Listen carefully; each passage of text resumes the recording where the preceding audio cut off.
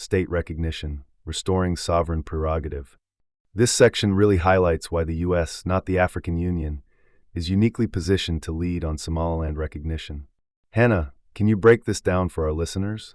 Absolutely, Adam. The first key point is historical precedence.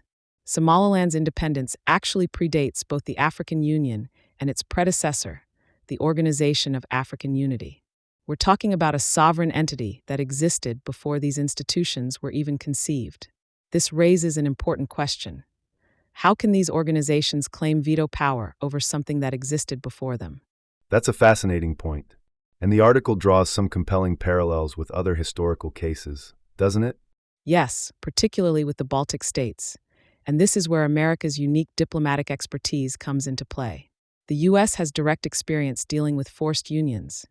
Just as the Baltic states were illegally incorporated into the Soviet Union, Somaliland was similarly forced into a union with Somalia.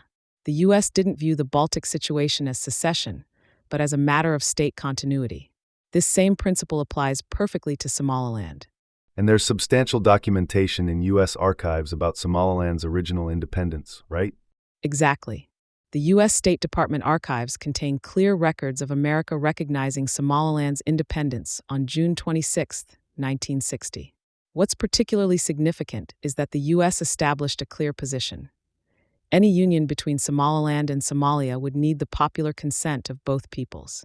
This wasn't just a diplomatic formality. It was a fundamental principle that was unfortunately overlooked in the rushed unification process. This really highlights the contrast between the U.S. and AU approaches. Can you elaborate on why the U.S. might be better positioned to lead this recognition process?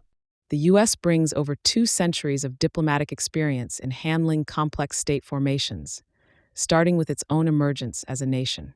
This includes managing cases like Ireland's independence, Bangladesh's formation, and numerous post-colonial transitions.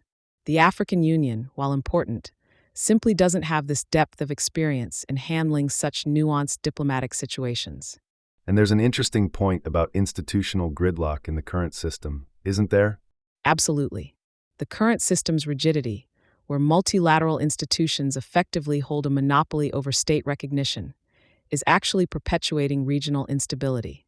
What's particularly concerning is how China has leveraged these institutional frameworks, especially through its growing influence over non-democratic states within the African Union, to advance its own regional interests.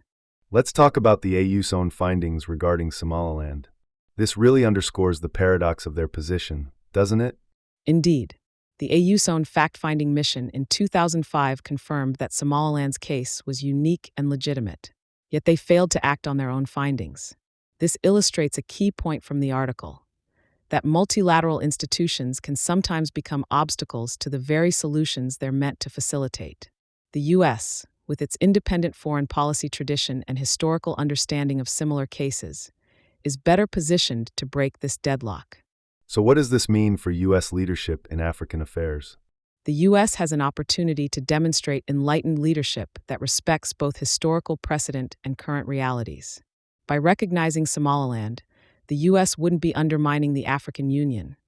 Rather, it would be helping to resolve a situation that the AU's institutional constraints have left in limbo. Remember, this isn't about changing borders. It's about acknowledging a pre-existing sovereignty that predates current African institutions.